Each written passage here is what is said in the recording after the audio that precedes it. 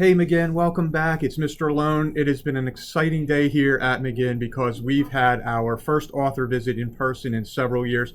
Lisa Klein Ransom has been here, and it's just been an outrageously amazing day. I couldn't be more happy with the way the kids have shown so much respect and curiosity and interest in what she's talking about. She's been amazing giving ideas on how to do research, how she gets her ideas, just what it's like to be an author, and it's just a really, really special day to have Mrs. Klein Ransom here. And so to celebrate the fact that Lisa has been here today, we're going to read one of her books for today's read aloud, and it's called Game Changers, The Story of Venus and Serena Williams. So this is Lisa Klein Ransom's book, and I hope you've enjoyed today's author visit. Here we go. Venus and Serena Williams. V and Mika, two peas in a pod, best friends. Everybody who saw them knew they were as close as two sisters could be. They grew up in the shadows of each other. First, Venus was born in June of 1980. Little sister Serena came right behind in September of 1981. Whatever Venus did, Serena followed. So when their father took Venus to the tennis court to begin lessons, Serena begged to go along. 6 days a week they rose before the sun. Sleepy-eyed, the girls rolled out of the bed they shared, climbed into their dad's run-down VW bus, and squeezed between their three older sisters, rackets, and a shopping cart filled with tennis balls and brooms. Between the early morning dark and the first light of the day, the girls stretched and warmed up, then swept the courts clean of broken glass and trash before their first practice of the day began.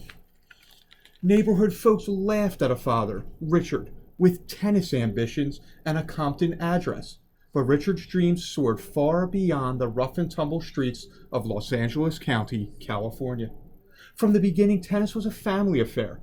First with the three oldest sisters, Yatunda, Lindria, and Isha. When they lost interest, the younger girls stepped in. Richard practiced with Venus on one court, while Oracine, their mother, hit with Serena on the other to the cheers of their sisters on the sidelines. It wasn't long before their father's dreams became their own. Venus and Serena didn't have time for friends or sleepovers or trips to the mall. Tennis filled their days.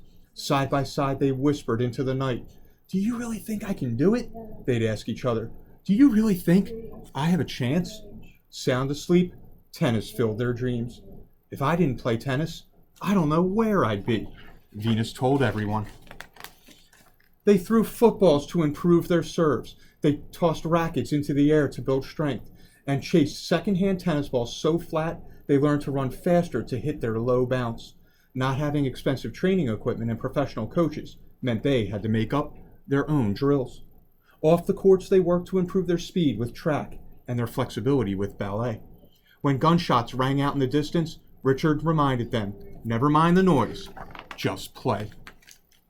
But when shots from the neighborhood's rival gangs whizzed near the courts, the girls quickly learned to drop their rackets and lie still until the shooting stopped.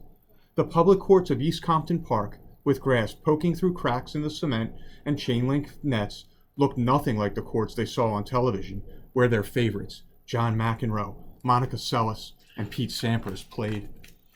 By the time Venus was 4, she could hit 500 tennis balls at every practice. By the time she was 7, she began playing in junior tournaments. Playing on Compton's public courts kept the girls hidden from much of the tennis circuit.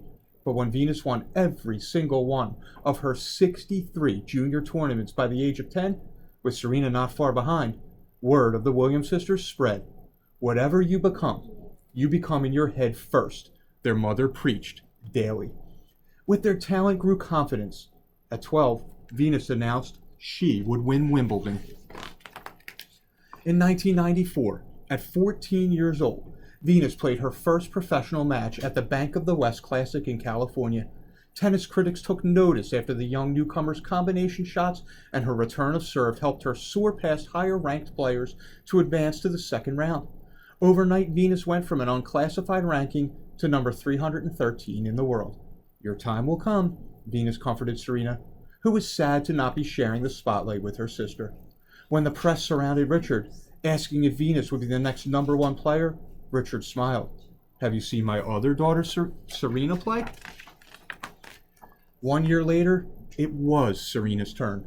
Within 3 short years, both girls ranked in the top 50.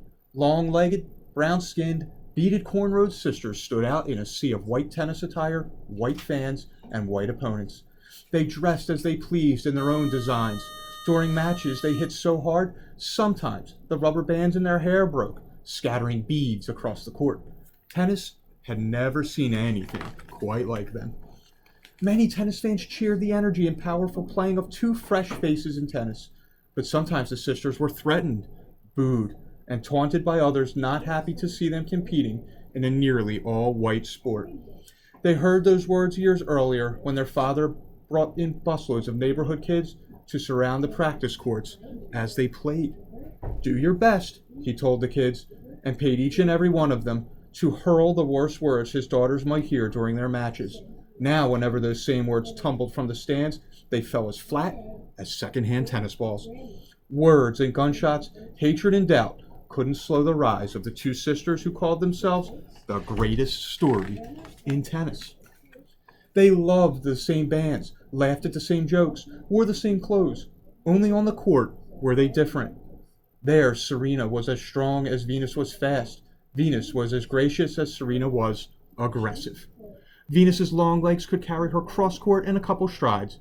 At 130 miles an hour, her serve broke a world record. Serena chased down every ball, drilling them back to her opponents with high-powered ground strokes. "I hate losing more than I love winning," Serena told reporters. Life on the professional circuit meant traveling to tournaments and trekking as a family across the world to the Australian Open, French Open, Wimbledon in England, and New York City's US Open to compete in one Grand Slam event after the next. Not wanting to be separated during tournaments, the sisters shared hotel rooms, but the crowds loved it when they shared a court. Sister Act, Smash Sisters, Sister Sister, Sister Slam is what the headlines screamed. Tickets were hard to come by on the days Venus and Serena were scheduled to play each other. In doubles, knowing each other as well as they did paid off, with win after win. But on opposite sides of the court, there were competitors. They were competitors first, and sisters second. At the Australian Open in 1998, Venus and Serena cheered each other as they both advanced, but each win also brought them closer to playing against each other. When they both advanced to the third round, they stood on opposite sides of the court for the very first time. Venus was focused, but Serena, at 16 years old and in her first major tournament, was shaky. The match started slowly, each cautiously watching the game unfold against the opponent who knew her best. In their first set, Venus edged ahead after a tiebreak.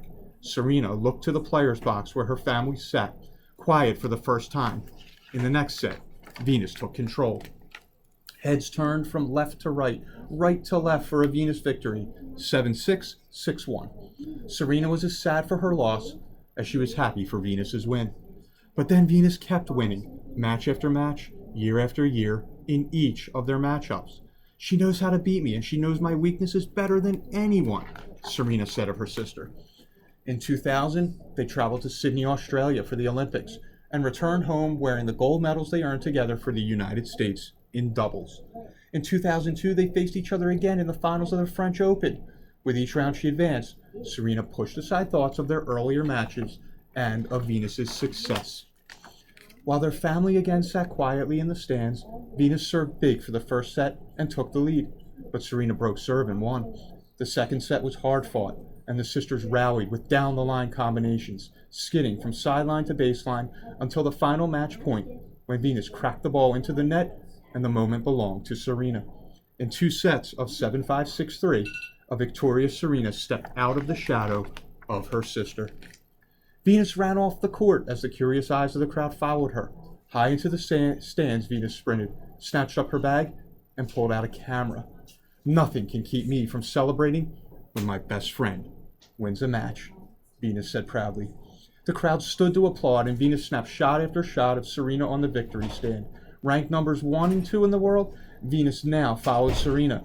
Mika and V, 2 peas in a pod, best friends and sisters, celebrated being number 1 and 2 in life and in tennis.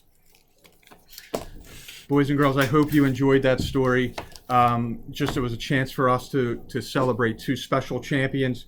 Also to celebrate a book from our author who visited today, Lisa Klein Ransom. I hope you read many of her books, which we have here in the library, and I hope you took something from today's presentation. Again, I'll be back tomorrow with another read aloud. You have an awesome night. Take care.